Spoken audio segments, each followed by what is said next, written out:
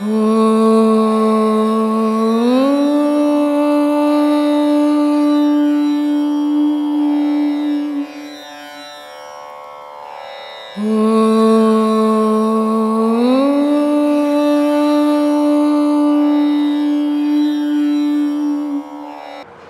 இப்போ பார்த்தீங்கன்னா மனுஷங்களுடைய அங்க அடையாளங்களை வைத்து சித்தர்கள் வந்து அவங்க இப்படி அப்படிங்கிறத சொல்லிடுவாங்க. அதே மாதிரி சாதாரண மனுஷங்க அவங்கள பார்த்து இவங்க இந்த மாதிரி தான் அப்படிங்கிறத சொல்ல முடியுமா சுவாமி? முடியாது, முடியாது. முடியாதால் தான் இவனுக்கு சாதாரண மனுஷன் பேர் வந்துச்சு. முடிஞ்சதால் தான் அவனுக்கு சித்தன்னு பேர் வந்துச்சு. மகாகவி காளிதாசன்னு வடநாட்டில் ஒருத்தர் இருந்தார். அந்த மகாகவி காளிதாஸ் ஒரு படி சாப்பாடுனாக்கா எங்கே ஒன்றா போயிட்டு வருவார். அவர் ஒரு ஆடு மேய்க்கிடுவார்.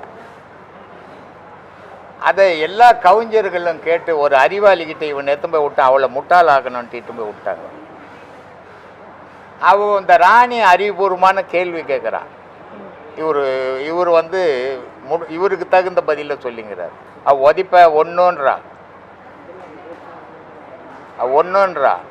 இவன் ஒதிப்பேன்னு சொல்கிற மாதிரி நினச்சிக்கணும், குத்திடுவேன்றான். அவன் என்ன நினச்சினா 5 அடக்கம்னு சொல்கிற மாதிரி இருக்குது அப்படின்னு நினச்சிக்கணும். ஏன்னா இவனுடைய விதி அங்கே வளர வைக்குது. அவன் கடைசியில் அந்த பெரிய கவி ஆகிடுவான். அந்த இதெல்லாம் போய் சக்தி வந்து இவனை பெரிய கவி ஆக்கிடும். அப்போ எல்லா நாட்டிலையும் அவனுடைய கவி பாடுவான். அவன் இந்த ஒரே ஒரு முடி ஒன்று எங்கன்னா கிடச்சிச்சுன்னு சொன்னால் அந்த முடியை எடுத்துன்னு போய் இது யாருடைய முடி அப்படின்னு அவங்ககிட்ட கொடுத்துட்டீங்கன்னா அவன் அவளுடைய உடலினுடைய அங்கம் முழுக்க சொல்லிடுவான். அப்போ எவ்வளோ பெரிய மேது விளையாட்டு விஷயமா இது. அந்த மகாகவி வந்து ஒரே ஒரு ரோமத்தை வச்சு ஒரு இதையே பாடிடுறான். ஆனால் இவ்வளோ பெரிய அறிவாளிக்கு அதை பாடினது ஆபத்தை போச்சு. ஒரு ராணியினுடைய முடியை எடுத்து அவன் பாடலை பாடும்போது அவன் தொடையில் மச்சம் இருக்குதுன்னு சொல்லி பாடிட்டான். இது என்ன போச்சு, ராணியினுடைய தொடை இவனுக்கு எப்படி தெரிஞ்சிருக்கும், அப்போ ராணிக்கு இவனுக்கும் தொடர்பு இருக்குது அப்படின்னு மாறி போச்சு. ஆனால் மாறினாலும் மன்னன் வந்து இவன் மேலே தவறாக நினைக்கவே இல்லை. அதனால அந்த நாட்டிலேருந்து அவன் கிளம்பிடுறான். அப்படிப்பட்ட மகாகவி வந்து ஒரு முடியை வச்சு ஒரு மனிதனுடைய வாழ்க்கையே அவனுடைய உருவத்தை மொத்த அங்க அடையாளம் அத்தனையும் சொல்லிடுவான். ஆனால் அவன் மகாகவி, நம்ம சாதாரண மனுஷன், யாரை வச்சுன்னு சொல்ல முடியாது. யாரும் அப்படி சொன்னதா எனக்கு தெரியலம்மா. சித்தர்கள் சொன்னான்னா அவன் மனித நிலையை கடந்தவன், அவனால சொல்ல முடியும். சராசரி மனித ஆசையில வாழற மனிதனால சொல்ல முடியாது. இப்போ பார்த்தீங்கன்னா ஒருத்தவங்களோட ஆழ் மனசுடைய ரகசியத்தை நம்ம எப்படி சுவாமி தெரிஞ்சுக்கலாம்? யாருமா ரகசியத்தை யாரும் தெரிஞ்சிக்கூடாது. தெரிஞ்சுக்கினா அது பெரும் ஆபத்தில் போய் முடியும். ஆமாம்மா, இப்போ ஒரு பெண் இருக்குது, அவன் மனசுல ஆழ் மனசுல பெரிய ரகசியம் பொதிஞ்சுக்குது. அடுத்தவனை நினச்சின்னுக்குறான். இவன் கணவனுக்கு இது பார்த்து இது தெரிஞ்சு போச்சுன்னா அந்த வாழ்க்கை என்ன ஆகும்? என்ன ஆகும்? கொலையாயிடும். அதனால யார் மனசுல ஆழ் மனசுல இருக்கிறதையும் யாராலையும் தெரிஞ்சுக்கவும் முடியாது, தெரிஞ்சிக்கவும் கூடாது. தெரிஞ்சிக்கினால் உலகத்துல விபரீதங்கள் ஏற்பட்டு போயிடும். அதனால அது மறைவா இருக்கிற வரைக்கும் தான் மரியாதை. அதை தெரிஞ்சுக்கிற நிலை வந்ததுன்னா ஊர் ரணகலமா மாறி போயிடுமா. அதனால தெரிஞ்சுக்க. இப்போ ஒருத்தவங்க வந்து தியானம் பண்ணிட்டு இருக்காங்கன்னு வச்சுக்கோங்க. சரிம்மா, அவங்க தியானத்துல தான் இருக்காங்க அப்படிங்கறத நம்ம எப்படி சுவாமி தெரிஞ்சுக்கணும்? நீ அவனை பத்தி தெரிஞ்சோம், உன்னை பத்தி இல்ல நீ யோசிக்கணும். அவன் தியானத்துல இருக்கட்டும் தூங்கின்னு இருக்கட்டும், நமக்கு என்ன போச்சு? நீ எப்படி இருக்கணும்னு நீ யோசிமா. அதனால தான் நான் பல வீடியோக்கள்ல சொல்லிக்கிறேன், உன்னை பத்தி யோசி, ஊரை பத்தி யோசிக்காத. ஊரை பத்தி யோசிச்சுன்னா நீ கொல்ல போயிடுவேன்னு. அவன் தியானத்துல என்ன மூச்சுக்குன்னா இருந்துட்டு போறான். தியானம்ன்றது அவ்வளோ விளையாட்டு விஷயம் இல்லைம்மா. வாயில் இப்போ பேசிங்கிறாங்களே, அது இல்லை தியானம். தியானம்ன்றது தன்னையே தானம் பண்ணணும் கடவுளுக்கு. அதை எவன் பண்ணுவான்? எவனால் பண்ண முடியும்? கோயிலுங்களில் போனால் மூளை கண்ணு மூணு அப்படியே உட்காந்துப்பாங்க. பொண்ணு டைம் ஆகிடுச்சு, ஸ்கூலுக்கு கிளம்பிடுச்சா, காலேஜுக்கு போயிடுச்சா, நான் வேலைக்கு போன பொண்டாட்டி சோறு கட்டால இல்லையான்னு தெரியலையான்னு கண்ணு பண்ணு. ஆனால் போகிறவனுக்கு என்ன தெரியும், தியானம் பண்ணிக்கிறாருன்னு நினச்சேன். விழிப்பு நிலையில் இருக்கிறது தியானமே கிடையாது. உன்னுடைய விழிப்பு நிலையை தாண்டி இருக்கிறது தான் தியானம். அதை பண்ணுறது அவ்வளோ விளையாட்டு இல்லை. அது எல்லா இடத்துலையும் உட்காந்தும் பண்ண முடியாது. மூளைக்கு உட்காந்துப்பாங்க, எல்லாம் நம்ம சொல்லக்கூடாது. அது மாதிரி பண்ணுறது தியானம் இல்லை. தியானம் பண்ணுறது அவ்வளோ விளையாட்டுத்தனமாக பண்ண முடியாது. ஒரு குரு இல்லாமல் தியானத்தை எவனாலும் கற்றுக்க முடியாது. அப்படி குரு இல்லாமல் அவன் தியானம் பண்ணுறான்னு சொன்னால் அவன் பல பிறவியாக அதில் வந்திருக்கணும். இப்போ வள்ளலார் இருந்தார், குரு இல்லை. ரமணர் இருந்தார், குரு இல்லை. ராமகிருஷ்ண தாக்கூர், இவங்கெல்லாம் வந்து பிறவியாக அதிலே வந்து கடைசி பிறவியில் வந்து நின்னவங்க. அது மாதிரிக்கிறவன் தான் தியானம் பண்ணுவான். ஞான சம்பந்தம் இருந்தார், 8 வயசுலேயே ஞானம் வந்தது. எனக்கு பிறக்குமா சொல்லு? பிறக்காது. ஒன்று கத்திங்கிறேன், எனக்கு போய் ஞானம் பிறக்குமா? வராது. கத்தாமல் அமைதியாக என்னையே யோசிச்சுருந்தா தான் ஞானம் வரும். அது மாதிரி தியானம் பண்ணுறது கண்ணு மூடின உட்காந்துங்கிறதுலாம் தியானம் ஆகிடாது. கடவுளை தனக்குள்ளே இறங்கும் போது மனிதனுடைய நிலை மாறுபட்டு போயிடும். அவனுக்கு உயிர் இருக்குதா இல்லையான்னு அவனுக்கே தெரியாது. அதான் தியானம். அதை பண்ணுறதுக்கு யாரும் இல்லை. அதனால தான் பாம்பாட்டி ரொம்ப அழகாக சொன்னார், தியானம் பண்ணுறது எப்படிப்பட்டது பண்ணால் உடல் பொருள் ஆவி 3ம் தானம் வாங்கி எங்கள் ஷட்குருன்னார். எல்லாத்தையும் நான் இறைவன்கிட்ட கொடுத்துட்டேன்பா, எனக்குன்னு ஒன்றும் இல்லை. உனக்குன்னு ஒன்றும் இல்லைம்போது நினைப்பு எங்கேருந்து வரும் உனக்கு? சொல்லுமா? அதுதான் தியானம். அது பண்ணுறது அவ்வளோ விளையாட்டு இல்லை. கண்ணு மூடி நீ போனீங்கன்னா எங்கெங்க அப்படி கண்ணுகள் பாடணுமோ கடவுளை ஒன்றும் ஒன்றாக்குற மாதிரி. நான் பார்த்தேன்னா நினச்சது பாவம் நினச்சிக்கிட்டு. ஒரு வாட்டி இந்த கோயிலுக்கு போயிருந்தேன், அடையாறு வைத்தீஸ்வரனா மருதீஸ்வரன் அடையாறில் இருக்குது இல்லை, அந்த சிவன் கோயிலுக்கு. அங்கே போயிட்டு சுற்றின்னு வர ஒருத்த வந்து சண்முகின்னு ஒரு பாடம் இருக்குது. அந்த பாடத்தை அந்த கோயிலில் பசங்க ஓடுதுங்க ஓடியாதுங்க, அங்கே உட்காந்து பண்ணின்னுக்கிறான். நான் எழுப்பி தீட்டிட்டு வந்தேன், ஏடா இது பண்ணுற இடமாடா இதுன்ட்டு. இது என்ன 4 பேர் பார்க்கறதுக்கோசம் பண்ணிங்கிறியாடான்னு. பரவம் போகிறவன் இவனை பார்த்துட்டு இப்படி தொங்குறாரு பாரு அப்படின்னு சொல்லணும். உண்மைக்கு செய்கிறவன் மரப்பா செய்வான், புகழுக்கு செய்கிறவன் மைதானத்தில் செய்வான் இல்லையா? இந்த மோர் மார்க்கெட்டு போனால் மோடி மஸ்தானுங்க பண்ணுவாங்கல்ல, அந்த மாதிரி வேலை இதெல்லாம். ஞானம் இல்லை இது. 4 பேர் பார்க்கணும், என்னை புகழணும். ஞானம்ன்றது புகழறது இல்லைம்மா, தனக்குள்ளவே தான் ஊறி தன்னோடவே கலக்கிறது ஞானம். ஊர் பார்க்குதா பார்க்கலையா, ஊர் பேசுகிறேன்னா பேசலையான்றது ஞானமே கிடையாது, அது அஞ்ஞானம். சுவாமி, அந்த காலத்தில் வந்து நம்ம தாத்தா காலத்தில் கூட பிறந்தவங்க 10 பேர், அப்பா காலத்தில் 5 பேர் ஆச்சு. அடுத்தது நம்ம காலத்தில் வந்து 2-3 பேர் ஆச்சு. இப்போ ஒன்று இருக்குது, இல்லை ஒன்றுமே இல்லாமல் இருக்குது. இது வாழ்க்கையின் சாபமா இல்லை வாழ்க்கையின் வரமா சுவாமி? வாழ்க்கையை அவங்கள மாற்றிக்கின்ற மாதிரி. காரணம் என்னென்னா, மனிதனுக்குள்ளே ஒரு பயம் வந்துடுச்சு. அப்போது 10 பேர் பெற்றாலும் என்னால் சோறு போட முடியும்னு கூட்டு குடும்பமாக இருந்தது. அதனால் 10 பேர் இருந்தாலும் ஒரு குடும்பத்துக்குள்ளே ஒற்றுமையாக ஒரு தாயும் ஒரு தகப்பனுமே அந்த 10 பேரையும் மெயின்டைன் பண்ணுவாங்க. இப்போ ஒரு கணவன் மனைவியை ஒற்றுமையாக இல்லையா? அப்புறமா இப்போ 10 பேரை வச்சுக்கின்னு என்ன பண்ணுறது? வீட்டில் தான் பெற்ற பிள்ளைங்களே தான் பேச்சை கேட்கலையே ஒரு வீட்டில், அப்புறம் என்ன பண்ணுறது? இப்போ சைனாவில் ஜனத்தொகை ஜாஸ்தின்னுட்டு சட்டம் போட்டிருந்தான், ஒரு குழந்தை தான் பெற்றுக்கணும் ஒரு குடும்பத்துக்குன்னு. இப்போ எல்லாரும் முதுமையில் வந்துட்டாங்க. இப்போ என்ன சொல்லிக்கிறான், 2-3 கூட பெற்றுக்கலான்னுட்டான். அது மாதிரி இந்திய நாட்டிலையும் 130 கோடி ஆகிப்போச்சு. இந்திய நாடு என்ன பண்ணிடுச்சு, 2 தான் பெற்றுக்கணும் அப்படின்னு இப்போ சட்டம் போட்டுடுச்சு. அதனால் இப்போ 10 பெற்றா உள்ளே போயிடும். அதனால் 2 தான் பெற்றுக்கணும், அந்த 2 கூட இல்லாத போதும். இப்போ பயம் என்னன்னா, தாயின் தகப்பனுக்கு ஒரு பயம். 1 பெற்றாவே படிக்க வைக்க முடியல, கோடிக்கணக்கில் செலவு பண்ணுறதாகுது. ஒரு டாக்டர் படிக்க வைக்கணும், ஒரு குழந்தை இருக்குது ஒரு குடும்பத்தில் சொன்னால் குறைஞ்சது ஒரு 10 கோடி ரூபாய் இருந்தால் தான் இப்போ டாக்டராக படிக்க வைக்க முடியும். அப்போ பெற்றவங்களுக்கு என்ன ஆகுதுன்னா, நம்ம புள்ள அது வளரணும் வாழணும்னு நினைக்கல, அது டாக்டர் ஆகிடணும், ஜட்ஜி ஆகிடணும், பெரிய ஜனாதிபதி ஆகிடணும்னு மனசில் நினைப்பு வந்துடுச்சு. நினைப்பு வரும்போது அது பிள்ளைகளை பெற்றுக்கு பயப்படுறாங்க. அதனால் 1 இருந்தால் போதும் 2 இருந்தால் போதும் அப்படின்னு நினைக்கிறாங்க. யாரோ ஒரு சிலருக்கு உடல் உபாதை, அவன் கல்யாணத்துக்கு முன்னே ஒரு மாதிரியாக இருந்திருப்பான் மாப்பிள்ளை, அதனால் கல்யாணம் பண்ண பிறகு அவனுக்கு குழந்தை இல்லாமல் போயிடும். இல்லை கல்யாணத்துக்கு முன்னே பெண்ணு ஒரு மாதிரி இருந்திருக்கும், அதனால் கல்யாணம் பண்ண பிறகு குழந்தை இல்லை. 2 பேருக்கு ஏதோ உடலில் உபாதை இருக்கும். அதனால் யாரோ ஒருத்தர் குழந்தை இல்லாமல் போகும். ஆனால் ஒரு ஊர் இருக்குதுன்னா ஒரு ஊரில் 1000 பேர் இருக்கிறான்னா 1000 பேரில் 5 பேர் குழந்தை இல்லாத இருக்கும், மீதி பேருக்கெல்லாம் குழந்தை இருக்கும். ஆமாங்க சாமி. ஆனால் குழந்தைகள் இருந்தாலும் ஆதி காலம் மாதிரி 5 10 எல்லாம் இப்போ பெற்றுக்க முடியாது. நான் வீடியோவில் கேட்டிருப்பேன், 16 பெற்று பெருவாழ் வாழ்க அப்படின்னு வாழ்த்துறீங்களப்பா, 16 பெற்றா போலீஸ் பிடிச்சி போடுவானப்பா அப்படின்னு. ஆமாங்க சாமி. இல்லையா? 16 குழந்தை பெற்ற போலீஸில் பிடிச்சி போயிடுவான். இப்போ 2 தான் இருக்கணும். நீ 16 பேர்த்து உன் இஷ்டத்துக்கு பன்னிக்குட்டி போடுற மாதிரி போட்டால் என்ன ஆகும்? ஆமாங்க சாமி. போலீஸ்காரன் பிடிச்சி போய் உள்ளே வச்சிருவான் உன்னை. ஆமாங்க சாமி. அதனால் 16 பெற்று வாழு அப்படின்றது அது ஞான வாழ்வு. அதனால் ஞானிகள் வாழ்த்தணும். அதை இன்னைக்கு எல்லா மனுஷனும் கல்யாணத்தில் வாழ்த்தின்னு இருக்கிறான். அது வாழ்த்தி போட்டோம். ஆனால் கணவன் மனைவி முதல் நாளையே சொல்லிடுறாங்க, நமக்கு ஒரு குழந்தை இருந்தால் போதும், ஒரு குழந்தைய இப்போவா நான் 3 வருஷம் பொறுத்து பெற்றுக்கலாம் இல்லையா? அப்படின்ற காலத்தில் 10 5க்கெல்லாம் இப்போ போவான். கள்ளங்கவுடற்ற மனிதர்கள் அப்போ. அதனால் அவங்களுக்கு எத்தனை குழந்தை பிறந்தாலும் பிரச்சனை இல்லை. எத்தனை குழந்தை பிறந்தாலும் தாயும் தகப்பனும் நல்லா இருந்தான். இப்போ 2 குழந்தை பெற்றாவே நாய் மாதிரி ஆகிப்போகுது. என்ன பண்ணுறது?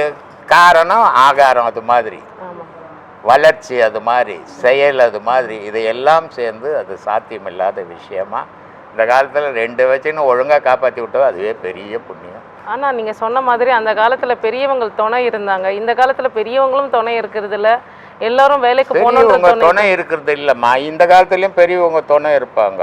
பெரியவங்களை துணைக்கு வச்சுக்கிறது இல்லை. நம்ம பெரியவங்க இருந்தால் என்ன சொல்கிறாங்க, இப்படி இருக்காத, இங்கே போகாத, இதை செய்யாத அப்படின்னு சொல்கிறாங்க. அதனால் பெரியவங்களை நம்ம கூட வச்சுக்கிறதே இல்லை. இவங்க இடைஞ்சலாகவே இருக்கிறாங்க அப்படின்னு தெத்திடுறாங்க பெரியவங்களை. அதனால் பெரியவங்க இல்லாத இல்லை. ஆதி காலத்தில் எப்படின்னா அப்பா அம்மா சொன்னதை மட்டும் கேட்டாங்க, அதனால் பெரியவங்க கூடவே இருந்தாங்க. இப்போ பெரியவங்களை வச்சுக்கினாவே வம்பாகுது, இவங்க தொல்லை தாங்க முடியல, இவங்களுக்கு வயசாகி போச்சு, இவங்க வாய் சும்மா இருக்க மாட்டேங்குது அப்படின்றாங்கல்ல, அப்புறம் எங்கே பெரியவங்க இருப்பாங்க? அவங்கவுங்க வாழ்க்கை அவங்க வாழறதுக்கு உரிமை இல்லையா சுவாமி? எல்லாருக்கும் உரிமை இருக்குது. பெற்றவனை விட்டுட்டு உரிமை இருக்குதா உனக்கு? உன்னை பெற்று இந்த உலகத்தில் படிக்க வச்சு அவனுடைய உழைப்பெல்லாம் போட்டு வளர்த்தானே, உனக்கு எங்கேருந்து வந்தது அந்த உரிமை? அவன் தந்த உரிமை தானே. அவன் கூட வச்சுன்னு ஒரு பிடி சோறு போட முடியல, அப்புறம் என்ன உரிமை உனக்கு? உனக்கு இந்த உரிமை இருக்குதுன்னு நீ எடுக்கும்போது உன் பிள்ளைங்க என்ன ஆகும்? உன்னை அந்த கதி தான் ஆக்கி விட்டுட்டு போவோம். அதனால உரிமைன்றது ஊருக்குள்ள பார்க்கணும். பெத்த புள்ளகிட்ட அப்பங்கிட்ட பார்க்கக்கூடாது. உரிமையை தாய் தகப்பன் தர்றது. அப்படின்னா ஏன் மாமியார் மருமகள் சண்டை வருது சுவாமி? ஏன் அவங்க வளர்ச்சியை இவங்க கெடுக்கணும்? யார் வளர்ச்சியும் யாரும் கெடுக்க மாட்டாங்கம்மா. இப்போ மாமியார் மாமனார், ஒரு கணவன் மனைவி கல்யாணம் ஆச்சுன்னா 3 மாதம் ஆகும் அந்த கணவனை அந்த மனைவி பார்க்குற காலம். ஆனால் இருந்தாலும் குழந்தை பிறந்துக்கினே இருக்கும். ஆமாங்க சாமி. இல்லையா? ஆமாங்க. இப்போ கணவன் கல்யாணம் பண்ணிக்கிட்டு முன்னாடி போய் பேசிட்டு வந்தான் கல்யாணமே பண்ணிக்கிறான். கரெக்டு இல்லையா? அப்போ இவன் பேசிட்டு வந்த உடனே தாய் தப்பனை எங்க கூட வச்சுப்பான்? அவள் கல்யாணத்துக்கு முன்னாடியே சொல்லிடுறான், நீ என்னை கல்யாணம் பண்ண உங்கள் அப்பா அம்மா அங்கே இருக்கக்கூடாது, இல்லைன்னா என்னை கல்யாணம் பண்ணிக்கோனான்னு சொல்லிடுறான். இல்லையா? இவனை என்ன பண்ணுறான், வேறு வழியில், ஏம்மா எனக்கு பொண்டாட்டி பெருசுமா நீ வானாமான்னு தெத்திடுறான். யாருடைய வளர்ச்சியும் யாரும் பெற்றவங்க தடுக்கவே மாட்டாங்க. ஏன்னா பெற்றவங்க எப்பவுமே நீ நல்லா இருக்கணும் தான் உன்னை வளர்த்தாங்க. நீ வாழறத கெடுக்க மாட்டாங்க, ஆனால் உன்னுடைய செயலை தடுப்பாங்க. அந்த செயலை தடுக்கும் போது அது உனக்கு பிடிக்கல அவங்க. இல்லையா? வாழ்க்கையில் அனுபவித்து வந்தவங்க எங்கெங்க தவறுகள் நடக்கும், எந்தெந்த செயலில் தவறுகள் நடக்கும்னு அவங்களுக்கு தெரியும், உனக்கு தெரியாது. அதை உங்கள்கிட்ட சொல்லும் போது உன்னால் ஏற்றுக்க முடியல. அதை ஏன்னா என் சுதந்திரத்தை பறிக்கிறாங்கன்னு அவங்க உள்ள வாழ்க்கையை பறிச்சிருவீங்க. இல்லையா? அதான் இன்னைக்கு நடந்துன்னுக்குது. ஆனால் இதே வாழ்க்கை தான் நாளைக்கு உனக்கு வயசாக போகுது. உங்க இது இதை விட மோசமாக போயிடும். ஒரு தாய் தகப்பன் ரொம்ப உழைச்சி வாழ்ந்தாங்க. அவங்க உழைப்பில் என்ன பண்ணுறாங்க, நம்ம பட்ட கஷ்டம் நம்ம பிள்ளைங்க படக்கூடாதுன்னு ஒரு பொண்ணை டாக்டர் ஆக்கிட்டாங்க, பிள்ளைய வக்கீல் ஆக்கிட்டாங்க. இந்த டாக்டர் பொண்ணு என்ன பண்ணுதுன்னா, அது கூட படித்தவங்கெல்லாம் வரும்போது இவங்க படிக்காதவங்க இது அவமானமாக இருக்குதான், அப்பா அம்மா படிக்காத, அதனால் எங்கள் கூட இருக்காதுன்ட்டு ஹாஸ்டல் எடுத்து போய் சேர்க்குறாங்க. ஆனால் அந்த அப்பா அம்மா இல்லைன்னா உனக்கு டாக்டர் கிடையாது, பட்டம் கிடையாது. அந்த அப்பா அம்மா இல்லைன்னா உனக்கு உயிரே கிடையாது உடலில். ஆனால் அதை யோசிக்கிறதே இல்லை எந்த பிள்ளைங்களும். அதனால் எந்த ஒரு நான் சொல்கிறேன் கடவுள் இருக்குதோ இல்லையோ அது அப்பாற்பட்ட பிரச்சனை. எந்த பிள்ளைங்க தாய் தகப்பனை கடவுளாக நினைக்குதோ அந்த பிள்ளைங்க சொர்க்கத்துக்கு போகும். எந்த தாய் தப்பனை எதிர்ப்பா நினைக்குதோ அந்த பிள்ளைங்க நரகத்துக்கு தான் போகுமா.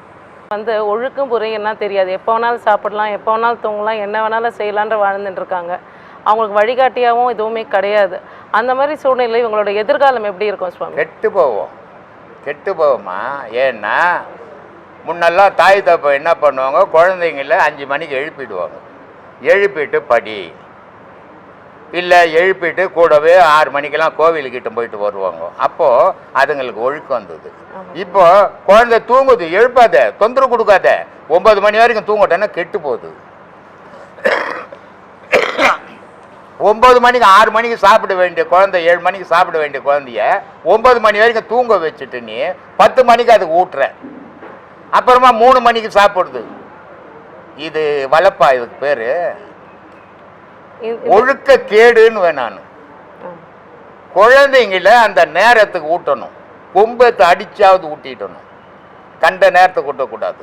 இந்த கண்ட நேரத்துக்கு ஊட்டத்தினுடைய விளைவு இன்னைக்கு சரியா இருக்கும் உனக்கு, நாளைக்கு அது வளர்ந்த உடனே அது இஷ்டத்துக்கு போகும்போது உன்னால் தடுக்க முடியாத போயிடுவேன். இந்த இருக்க காலகட்டத்தில் வந்து 2 பேரும் வேலைக்கு போறாங்க, மல்டிபிள். அதனாலதான் குழந்தைங்க இப்ப கேட்டியே 10 பேரோட வாழ்ந்தாங்கன்னு, இன்னைக்கு ஏன் வாழலன்னு. உன் பிள்ளைங்களே ஒன்றும் தெரியாது யாருன்னு. ஏன்னா நீ காலையில் 7 மணிக்கு அது 9 மணி வரைக்கும் தூங்கும், நீ 7 மணிக்கு ஆஃபீஸ் கிளம்பிடுவேன், திருப்பி 7 மணிக்கு வருவேன், அது 6 மணிக்கு தூங்கி இருக்கும். அப்பா அம்மாவே தெரியாது, ஞாயிற்றுக்கிழமை தவறும். அப்புறம் பாசம் எங்கேருந்து கிடைக்கும்? வாய்ப்பே கிடையாது. காரணம் தாயும் தகப்பனும் பணவெறியில் இறங்கிட்டாங்க. பணவெறியில் இறங்கின பிறகு பணத்தோட நீ நிற்கணும், பாசத்துக்கு ஆசைப்படக்கூடாது. பாசத்துக்கு ஆசைப்பட்டுட்டீங்கன்னா உன் மனம் முழுக்க துன்பம் தான் வரும். எனக்கு என் பிள்ளைங்க ஒரு ஆள் சம்பாதிக்கிறது போதையா, நான் வாழ்ந்துக்கிறேன் என் பிள்ளைங்களை வச்சு நல்லா அப்படின்ற எண்ணம் யாருக்கு இருக்குதோ அங்கே பாசம் இருக்கும். இல்லை என் பிள்ளைங்களை நல்ல பெரிய கோட்டீஸ்வரன் ஆக்கணும்னு நீ பணமே கெதின்னு வாழ்ந்தீங்கன்னா உனக்கும் பாசம் இருக்காது, அது கெட்டு போகிறதுக்கு வழிவகையாயிடும். இன்னைக்கு சமூகம் அதுதான் செய்துங்கிறது. நல்ல பசங்க நல்ல திறமை இருந்தாலும் பணம் இல்லாததுனால தன் பிள்ளைகள் கஷ்டப்படக்கூடாதுன்னுக்காகவும் உழைக்கிறாங்க. திறமை இருக்கிறவன் எப்படி இருந்தாலும் அவன் திறமையை பயன்படுத்தி வாழ்வான். ஆனால் இவன் கஷ்டப்பட்டு நம்ம பிள்ளைங்க கஷ்டப்படுவான் படிக்க வச்சு தண்ணி அடிக்க விட்டுன்னுக்குறான் காலேஜில். காலேஜ் பசங்களுடைய நிலைமையை பார்த்தியா கத்தி எத்துக்குன்னு தெரியுதுங்க. சொல்லு, இவன் வட்டிக்கு வாங்கி கஷ்டப்பட்டு சேர்த்து ஒழிச்சு ஏற்றணும் அந்த கொடுத்தா அது கத்தி ஏற்றுன்னு காலேஜில் சுற்றிங்குது, ஒட்டுக்கட்டை எடுத்துன்னு சுற்றுது, பைப் எடுத்துன்னு சுற்றுது. இதான் நான் காலேஜில் அது வளர்ந்து வாழ்க்கையினுடைய வளர்ச்சி அது இல்லை. காரணம் என்ன? குடும்பத்தில் முதல்ல ஒழுக்கமாக வளர்க்கல அதை. அதனால் அது வெளியே போனோன்னே ஒழுக்கம் தவறி வாழுது. பிள்ளைங்களுக்கு முதல்ல ஒழுக்கத்தை சொல்லி கொடுக்கணும் தாய் தப்பன். பணம் இருக்குது, பணம் இல்லை, அப்புறம் அந்த ஒழுக்கத்தை சொல்லி கொடுக்கலன்னா அந்த பிள்ளைங்களுடைய வாழ்க்கை கெட்டு போயிடும். நாளைக்கு இன்னைக்கு நீ சந்தோஷப்படுறது நீ தான், நாளைக்கு வருத்தப்பட போகிறது நீ தான்.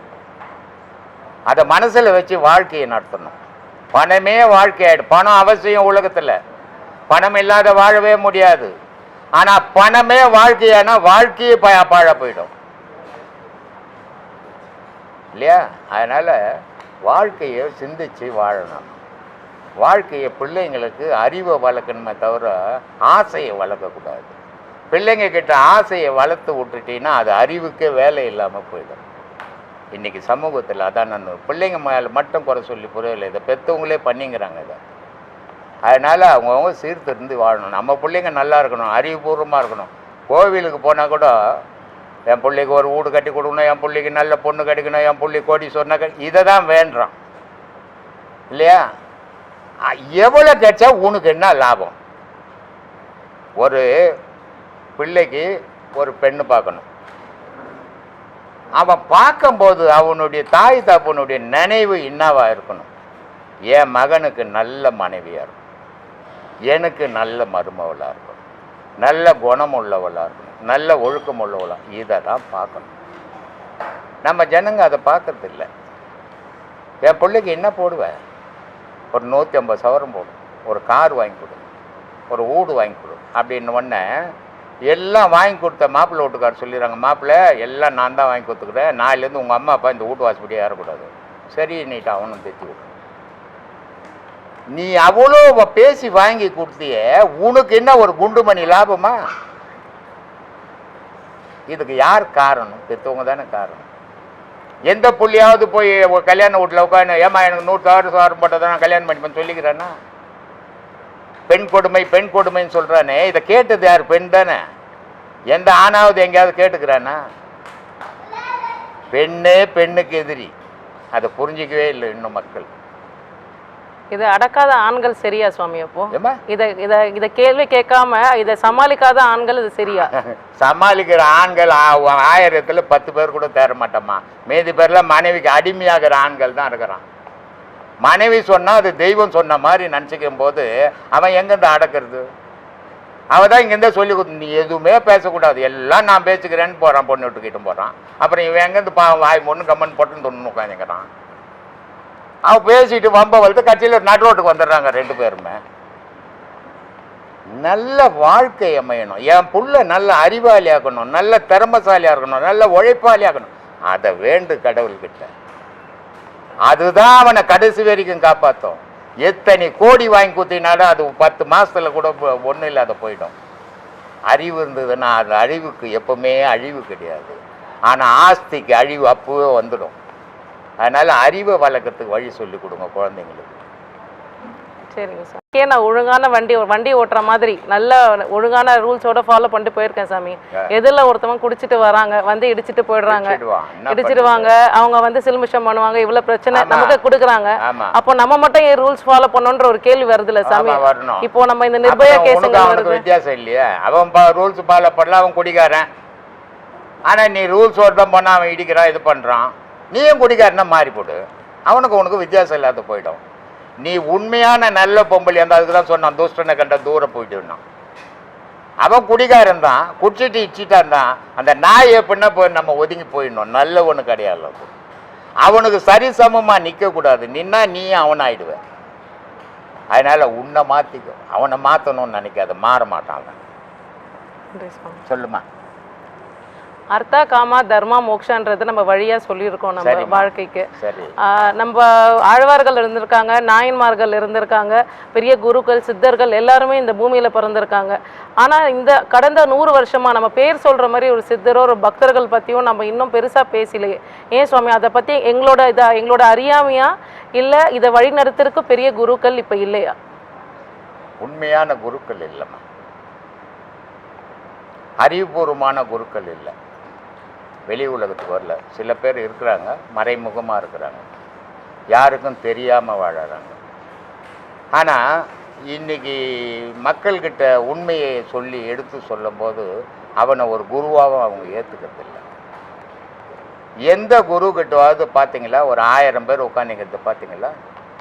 ஒரு 100 வருஷத்துக்கு முன்னே இருந்த மகான்கள், 300 வருஷத்துக்கு முன்னே வள்ளலார் இருந்தார், 170 வருஷத்துக்கு முன்னே இவர் இருந்தார், விவேகானந்தர் இருந்தார், 200 வருஷத்துக்கு முன்னே ராமகிருஷ்ணன் இருந்தார். ஒரு 5 பேர் 10 பேர் தவிர எங்கன்னா ஒரு 1000 கணக்கில் உட்காந்து பார்த்துக்கிறீங்களா? ஏன்னா ஞானம்ன்றது அப்படி தான் சொல்லி கொடுக்க முடியும். ஆனால் இன்றைக்கி பார்த்தீங்களா ஒரு ஆசிரமத்துலேயும் லட்சக்கணக்கில் கூத்தாடுறான். ஞானம் எப்படி வரும்? ஏன்னா அதை கூத்தாடுறவனும் ஞானி இல்லை, அந்த கூத்தாட்டத்தை பார்க்க போனவனும் ஞானத்தை விரும்பலை. அதனால் நல்ல ஞானிங்க வெளியே வரல. நமக்கு வேணும் அந்த சாவகாசம்ட்டு ஒதுங்கி இருக்கிறாங்க. சிலர் இருக்கிறாங்க, இன்னமும் நல்ல ஞானிகள் இருக்கிறாங்க. ஆனால் ஒரு 100 வருஷத்துக்கு முன்னே ஞானத்தை தேடி குருக்கிட்ட போனாங்க. ஆனால் இன்றைக்கி போகிறவங்க எப்படின்னா, இந்த குருக்கிட்ட போனால் வீடு கட்டிடலாம், அந்த குருவினுடைய அருள் வாக்கு கேட்டால் நமக்கு வேலை கிடைச்சிடும், கடவுளை அடையணும், நம்ம ஒழுக்கத்தில் வாழணும்னு எந்த குருக்கிட்டும் யாரும் போகல. இப்போ போகிற சீடர்லாம் இப்படி போகும்போது நல்ல குருக்கள் ஒதுங்கிட்டான். அதனால் நல்ல குருக்கள் இந்த உலகத்தில் இல்லாமல் போயிட்டான். அதுக்கு என்ன வழி சுவாமி? இப்போ உலகம் ஃபுல்லாக நம்ம இந்தியர்களை தான் நம்பி இருக்காங்க. இந்திய நாடுக்காக எல்லாரும் வெளிநாட்டிலேருந்துலாம் கூட வந்து தவம் இருக்காங்க. எல்லாரும் நம்மளை ஒரு எடுத்துக்காட்டாக பார்த்துட்டு இருந்த நாடு இப்போ இப்படி இருக்குது. இதுக்கு என்ன வழி இருக்குங்க சுவாமி? இது யாருமே சேர்த்து முடியாது. அவன் இப்போது நீங்கள் இருக்கிறீங்க, உங்கள் மனம் யோசிக்கணும், நான் ஒழுக்கமாக இருக்கணும், நான் சீர்திருத்தமாக இருக்கணும், என்னுடைய சந்ததி சீர்திருத்தம், என்னுடைய சந்ததி நல்ல வழியில் போகணும், நீங்கள் விரும்பினா தான். இப்போ நான் எவ்வளோ சொல்லி கொடுத்தாலும் நீங்கள் போக மாட்டீங்க. ஏன்னா உங்கள் மனம் ஏற்றுக்காது. அப்போ உங்கள் மனம் எது ஏற்றுக்குதோ அதை தான் செயல் புரியுங்க. அதனால தான் நான் சொல்லியிருந்தேன், சிவம்ன்றது என்னன்னா அன்பு, மனம் என்னன்னா அதுதான் குரு. ஒரு மனிதன் பிறப்பிலேருந்து இறப்பு வரைக்கும் அவன் மனம் சொல்கிறது மட்டும்தான் கேட்பானே தவிர மற்றவன் சொல்கிறத கேட்க மாட்டான். அப்போ அவனை வாழ்க்கையில் வழி நடத்துறது அவனுடைய குருன்ற மனம் தான். அப்போது அந்த குருன்ற மனம் எந்த வழியில் அவனை பயணம் பண்ண வைக்குதோ அந்த வழியில் அவன் பயணம் பண்ணிக்கலாம். உலகத்திலேயே இந்தியா மாதிரி ஒரு ஆன்மீக நாடு இல்லை. ஆனால் அந்த அப்படிப்பட்ட ஆன்மீக நாட்டை ஆன்மீகவாதிங்க யாராவது எந்த ஆன்மீகத்தை வளர்த்துக்கிறாங்களா இந்தியாவில்? சொல்லுங்க பாருங்க, யாராவது வளர்த்தாங்கன்னு ஒரு ஆள் சொல்லுங்க. ஆனால் ஒவ்வொரு ஆன்மீகவாதிகிட்டும் எண்ண முடியாத கோடி அளவுக்கு வச்சுக்கிறோம். இந்து ஆன்மீகத்துக்காக நான் ஒரு விழா நடத்துறேன்டா, ஒரு ஸ்கூல் கட்டுறேன்டா, ஒரு காலேஜ் கட்டுறேன்டா, இலவசமாக சொல்லி கொடுக்குறேன்டான்னு எவனை சொல்லிக்கிறான்னா? அதனால் இது வளரலை. ஆனால் வெளிநாட்டில் என்ன பண்ணுறான், ஒரு பக்கம் பயம்புறுத்தி அவனை சேர்க்குறான் மதத்தில், ஒரு பக்கம் பணம் கொடுத்து மதத்தில் சேர்க்குறான். கூடி ஏதோ ஒரு காரணத்தால் அவன் மதத்தை வளர்க்குறான். இங்கே இந்தியாவில் இந்து மதம் எப்போ வளர்ந்தது, யார் வளர்த்தான்? ஆதிசங்கராச்சாரியர் இருந்த காலத்தில். அதெல்லாம் 2000 வருஷத்துக்கு முன்னமா. இன்னைய கதைக்கு சொல்லு. அவங்கெல்லாம் ராமானுஜர் இந்த ஸ்ரீபெரும்புதூர்லேருந்து இந்தியா முழுவதும் நடந்து போய் பிரச்சாரம் பண்ணார். காலடின்ற ஒரு ஊரில் கேரளாவில் பிறந்த இவர் ஆதிசங்கரர் வந்து இந்தியா முழுவதும் இந்து மதத்தை பரப்பினார். ஆதிசங்கரர் இந்து மதத்தில் இங்கே உருவாகலன்னு சொன்னால் தமிழ்நாடு முழுதான் புத்த மதமாக மாறி போயிடும் இல்லையா? அந்த புத்த மதம் எல்லா மன்னர்களும் புத்த மதத்தில் சேர்ந்தாங்க. அந்த புத்த மத வளர்ச்சியை இனி தமிழ்நாட்டில் தடுத்தது ஆதிசங்கரர் தான். இன்னைக்கு எவன் இருக்கிறான் அப்படி? எவனுக்கு அவ்வளோ சக்தி இருக்குது? போலி வேஷம் போட்டு கூத்தாடிக்கிறதுல என்ன ஆன்மீக பயன் இருக்குது? எத்தனை கோடி நான் சேர்த்து எனக்கு என்ன என் கூட வரப்போகுது? என் கூட எதுவுமே வராதுன்னு தெரியாத ஆன்மீகவாதி அவன் ஒரு ஆன்மீகவாதியா சொல்லு? எத்தனை கோடி இருந்தாலும் இந்த உலகத்தோட சரி, உனக்கு எதுவும் சொந்தம் கிடையாது. இறைவன் என்ன பண்ணிக்கிறான், உலகத்தை படைச்சா உனக்கு எதை தேவை எல்லாத்தையும் படைச்சு கொடுத்து நீ வாழ்ந்துட்டு வாடான்ட்டான். ஆனால் நீ இங்கே தான் பண்ணிக்கிற எந்துன்னு உரிமை கொண்டாடிக்குது. அது அஞ்ஞானியினுடைய வேலை இருக்கட்டும். ஆனால் மெஞ்ஞானி வந்து எந்துன்னு சொல்லலாமா? அப்போ நீ அஞ்ஞானியை விட மோசமானவனா இல்லை இருக்கிற? உந்துன்னு ஒன்றும் இல்லை, எந்துன்னு ஒன்றும் இல்லையா? நான் ஒரு காலேஜ் கட்ட போறியா, நான் ஒரு ஸ்கூல் கட்ட போறியா, இலவச கல்வி கொடுக்க போறியா, மத போதனையை பண்ண சொல்லு, சந்தோஷம் தானே? செய்யலையே. அப்புறம் எப்படி வளரும் இந்து மதம்? எப்படி ஞானிகள் தோன்றுவான்? எந்த இன்னைக்கு மாணவர்களுக்கு உண்மையான ஞானம் தெரியுது? போலி கதைகள் தானே வருது பாட புக்கிலேயே. அப்புறம் ஞானம் எங்கேருந்து வரும் சொல்லுமா? வாய்ப்பே இல்லையம்மா. ஒரு ராமானுஜர் இருந்தார், ஒரு ஆதிசங்கரர் இருந்தார், ஒரு ரமணர் இருந்தார், ஒரு ராமகிருஷ்ணர் இருந்தார், ஒரு சேஷாத்திரி இருந்தார். இவங்கெல்லாம் வந்து சத்திய ஞானிகள், சத்தியத்துக்காகவே வாழ்ந்தவங்க, கடவுளுக்காகவே வாழ்ந்தவங்க, இந்த உலகத்துக்காக வாழல. அப்படிப்பட்ட மகானை இன்னைக்கு யாரையுமே ஒப்பிட முடியாது. ஏன்னா அந்த மாதிரி யாரும் இல்லை. தனக்காக மகான்ன்றவன் தனக்காக வாழக்கூடாது, உலகத்துக்காக வாழணும், அவன் தான் மகான். தனக்காக வாழறவன் தான் இன்னைக்கு அதிகங்கிறான், உலகத்துக்காக வாழறவன் யாரும் இல்லை. அப்போ மகானே இல்லைன்னு தான் சொல்லணும். அப்போ சித்தர்களுக்கும் ஜீவசமாதி அறிஞ்ச குருக்களுக்கும் என்ன வாழ்க்கையின் தத்துவம் சுவாமி? சித்தர்கள் என்றும் உடலையே சமாதி ஆக்காம தன்னை உடலையே மறைச்சிக்கின்னு போகணுமா, அதான் காயக்கல்பம்ன்றது. ஞானிகள் என்றவங்க சமாதி அடைஞ்சவங்க. சித்தர்கள் வந்து சூட்சும உடலோடு இன்னும் உலாவிக்கின்றாங்கிறாங்க. ஞானிகள் வந்து அந்த எந்த இடத்துல சமாதி ஆனாங்களோ அந்த இடத்துல வரவங்களுக்கு ஆசீர்வாதம் பண்ணி நல்வழியை காட்டின்னுக்கிறாங்க. இதான் வித்தியாசமா ரெண்டுக்கும். சொல்லுமா? அவர்கள் துணையோட இன்னும் நம்ம இந்து மதத்தை நம்ம வளர்க்க முடியாது. அதற்காக தான் நம்ம எல்லாருமே வந்து யோக நிலையை பயிற்சி செய்யறோம் சுவாமி. இந்து மதம்ன்றது இப்போ கிறிஸ்துவ மதம் இருக்குது, பைபிள் இருக்குது. இப்போ நீ நிறைய படிச்சிருக்கிற, ஆனால் நீ உன்னுடைய கற்பனைக்கு ஏற்றின மாதிரி ஒரு பைபிளில் உலகத்தில் எழுத முடியாது. முடியுமா? முடியாது. ஆனால் இந்து மதத்தில் துண்ணுப்பட்டு சோத்துக்கு வழியில் நல்லா துண்ணுப்பட்டு மூக்க பிடிக்க தின்ன மேலே உட்காந்து அவன் கற்பனைக்கு வந்த மாதிரிலாம் எழுதி மதத்தை சின்ன பண்ணமாக்கிட்டானுங்க. ஏதாவது ஒரு கோட்பாட்டில் நிற்குதா இந்து மதம்? அடுத்தவன் கேலி பண்ணுற மாதிரி தானே ஆக்கி வச்சுன்னுக்கிறீங்க. சொல்லு, இது எப்போ ஒன்று சேரும், எப்போ வளரும்? வாய்ப்பே கிடையாது. எதற்கு சுவாமி ஒன்று சேரணும்? ஒன்று சேராமல் நீ வளர்க்கவே முடியாதுமா. ஒரு தனி மனிதனால் எதையும் சாதிக்க முடியாது. ஒவ்வொரு குழந்தை ஒரு மாதிரி நம்ம சொல்ற மாதிரி ஒவ்வொருத்தரோட நம்பிக்கையும் ஒவ்வொருத்தரோட பக்தியும் ஒவ்வொரு மாதிரின்றது தானே இந்து மதம் சொல்லுது சுவாமி. அப்போ அந்த இந்து மதத்தோட உயர்வு தானே சுவாமி அது. அது எப்படி நம்ம வந்து குழந்தை சொல்லுது பிறந்த உடனே ஏன்னா உனக்கு பிடிச்ச கடவுளை கும்பிடுது, இன்னொருத்தருக்கு எனக்கு பிறந்த குழந்தை சொல்லுது அதெல்லாம் கடவுள்லாம் கிடையாது, சும்மா அந்த பொம்பளை ஏமாத்தின்னுக்குது. இது ஏற்றுக்கலாமா? அது அவங்க வழியில் சுவாமி. அதுதான் இதை மாதிரி போகும்போது தான் இஞ்சுது. ஒரு அமைப்பு ஒரு கட்டுப்பாட்டுக்குள்ள இருந்தால் வளர்ந்துருக்கும், உலகம் ஃபுல்லாக போயிருக்கும். பல பேர் அவன் கையில் எடுத்ததால் அது வளராமையே போயிடுச்சு, அவனோடு போயிடுச்சு இல்லையா? இன்னைக்கு வெளிநாட்டில் இருக்கிற நிறைய ஆங்கிலியன்ஸ் இப்போ எத்தனையோ ஆன்மீகவாதிங்க பேசுகிறாங்க. அவங்களுக்கெல்லாம் எப்படின்னு எனக்கு தெரியாது. ஆனால் நானும் பேசுகிறேன். எனக்கு பல கிறிஸ்தவர்கள் ஃபோன் பண்ணுறாங்க. நம்மக்கிட்ட கிறிஸ்தவர்களே உபதேசம் வாங்கிக்கிறாங்க, முஸ்லீம் உபதேசம் வாங்கிக்கிறாங்க. இந்த கட்டிடம் கட்டுறதுக்கு முஸ்லீமுங்களே எனக்கு உதவி செய்கிறாங்க. வேறு ஆளுகளுக்கு உதவி செய்வாங்களா? இந்து மதம்னா முஸ்லீம் திட்டணும், இந்து மதம்னா கிறிஸ்டின் திட்டணும், இந்து மதம்னா முஸ்லீமை திட்டணும், இந்து மதம்னா கிறிஸ்டினை. இதனால என்னடா சாதிக்க போகிறீங்க? உன்னை நீ சீர்திருத்திக்கோ. இன்னொருத்தனை திட்டி ஒரு பயணம் இல்லை. இன்னொருத்தனை திட்டுன்னா உனக்கு இன்னும் கடவுளை பற்றி தெரியலன்னு அர்த்தம். அப்போ ஏன் சுவாமி மத மாற்றமும் மத போராட்டமும் இன்னும் நடக்குது? கட்சி மாதிரி ஆகிப்போச்சுமா. மதம்ன்றது பக்தர்களுக்கு நன்மை செய்யறதுக்காக அமைக்கப்பட்டது. அது கிறிஸ்துவ மதம், முஸ்லீம் மதம், இந்து மதம், எல்லா மதங்களும் அமைக்கப்பட்டது. இந்த மனித மக்களுக்கு வந்து தனி ஒரு மனிதனால் நன்மை செய்ய முடியாது, ஒரு அமைப்பாக இருந்தால் நன்மை செய்ய முடியும் அப்படின்றதுக்காக மதம் அமைச்சான். இன்றைக்கி அந்த மதம் நன்மைக்கு ஆரம்பித்த மதம் என்ன ஆகிப்போச்சுன்னா அரசியல் கட்சி மாதிரி ஆகிப்போச்சு. அந்த கட்சியில் இருக்கிறவருக்கு பணம் கொடுத்து இந்த கட்சியில் வலிக்குது, இந்த கட்சியில் இருக்கிறவருக்கு அந்த கட்சியில் வலிக்கலை. அதே மாதிரி மதத்தில் என்ன பண்ணுறான், துட்டு கொடுக்குறது, பொண்ணு கொடுக்குறது, வேலை கொடுக்குறது, எங்கள் கட்சிக்கு வந்துரு அப்படின்னு வச்சுக்கிறாங்க. அது கூட அங்கே தெய்வ வழிபாடு இல்லை, மத வழிபாடு நடந்துங்குது. தெய்வ வழிபாடு நடத்துறவனுக்கு ஜாதி மதம் குலம் கோத்திரம் எதுவும் கிடையாது. அவன் தான் தெய்வ வழிபாடு நடத்த முடியும். ஏன்னா இறைவனுக்கு ஜாதி கிடையாது, இறைவனுக்கு மதம் கிடையாது, இறைவனுக்கு மொழி கிடையாது, இறைவனுக்கு நாடு கிடையாது. பயபக்தியோட வாழணுன்றத நம்ம முன்னோர்கள் சொன்னதுனால தான் இப்போ பயந்து இந்த மாதிரி. இப்போ கூட நான் கூட ரோட்டில் நடக்கும்போது ரொம்ப பயந்துக்கு தான் போகிறேன். எந்த வண்டி கரைச்சிடுவானோ எப்போ செத்து போடுவோன்னு பயபக்தியோடு தான் போகிறேன் நான். அப்போ கூட அவன் நேரத்தில் வந்து வச்சிடறான் என் மேலே. பயபக்தின்றது எதுக்காக சொன்னாமா? எல்லாத்துக்குமா பயபக்தி எடுத்துப்பேன்.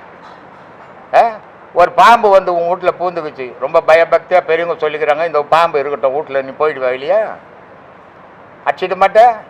அதே மாதிரி எது எதுக்கு அடிக்கணுமோ அது எதுக்கு அடிக்கணும், எது எதுக்கு ஆதரிக்கணுமோ அது எதுக்கு ஆதரிக்கணும்.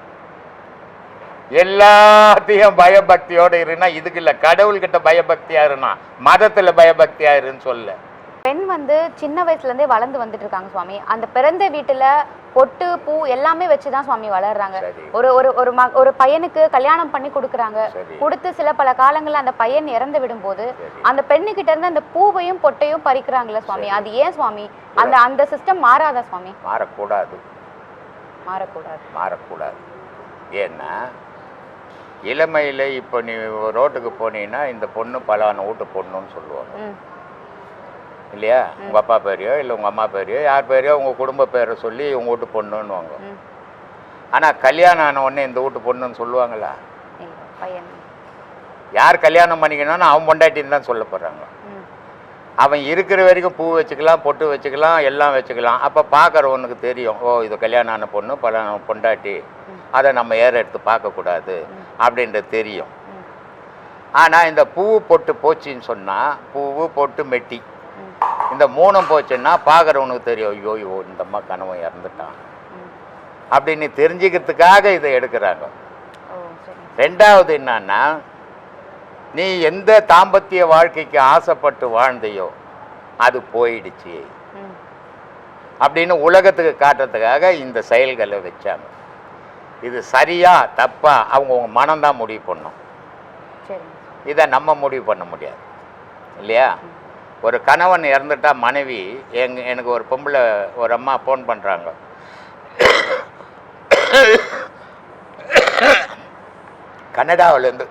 கனடாவிலேருந்து ஃபோன் பண்ணுறாங்க. என்னம்மா அப்படின்னு. என் கணவர் செத்து 20 வருஷம் ஆச்சு சாமி. 20 வருஷமாக என் கணவர் ஞாபகத்தில் தான் நான் வாழ்ந்துன்னுக்கிறேன் அப்படின்னு அந்தம்மா ஃபோன் பண்ணான். நான் சொன்னேன், என்னம்மா முட்டாள்தனமாக பண்ணிக்கிறேன் அப்படின்னு. என்ன சாமி, 20 வருஷமாக உன் கணவனுடைய நினைவில் நீ வாழ்ந்தன்னா உன் செயலெல்லாம் வீணாக போச்சு அப்படின்னு. என்ன சாமி அப்படின்னா, உன் கணவன் 20 வருஷத்துக்கு முன்னே செத்து இப்போ மறுபடியும் பிறந்து அவன் காலேஜில் படிச்சுங்கிறான். நீ என் கணவன் ஞாபகத்தில் இருக்கிற பைத்தியக்காரத்தனமா இல்லையாம்மா? அப்போ உன் எந்த செயலுமே உன்னால் செய்ய முடியாது. அந்த ஞாபகத்திலே தானே உன் வாழ்க்கையை பயணம் பாழ் பண்ணிக்கிற அப்படின்னா. ஐயோ, இது வரைக்கும் யாருமே இப்படி ஒரு விளக்கம் கொடுக்கல சாமி, இனிமேல் நான் சரியாக இருக்கிறேன். அது ஒரு சிலருக்கு கணவன் இறந்துட்டா அதனால்தான் எங்கள் அப்பா என் உயிரோட கலந்தவர், எங்கள் அம்மா என் உயிரோட கலந்தவர்னு பொம்பளைங்க சொல்ல மாட்டோம். என் கணவருங்க உயிரோட கலந்தவருங்கன்னு இல்லையா சொல்கிறாங்களா இல்லையா? அப்போது இந்த உயிரோடு கலந்தவர் இறந்து போயிட்டாருன்னா ஒரு 6 மாதம் பொறுத்து இன்னொரு கணவனை வச்சுக்கிறாங்க இப்போ இல்லையா? ஆனால் அந்த அம்மா 20 வருஷமாக அந்த கணவனுடைய ஞாபகத்திலேயே வாழ்ந்துருக்குறாங்க. இப்படியும் இருக்கிறாங்க, அப்படியும் இருக்கிறாங்க. ஆனால் ஒரு கணவன் இறந்துட்டா, இளமையில் இறந்துட்டால் என்னுடைய இது வேற கல்யாணம் பண்ணிடுறேன். ஏன்னா உடல் பசின்றதை யாராலையும் தடுக்க முடியாது. அவள் வெளியே போய் கெட்ட பேர் எடுக்கிறத விட முறையான ஒரு கல்யாணம் பண்ணிக்கணும், முறையான வாழ்க்கை நடத்தின சந்தோஷம் இல்லையா? அவளுடைய வாலிபமும் வீணாவாது, அவள் வாழ்க்கையும் வீணாவாது, அவளுக்கு பாதுகாப்பும் கிடைக்குது. அதனால் இதை நான் ரொம்ப ஆதரிக்கிறோம்மா நான்.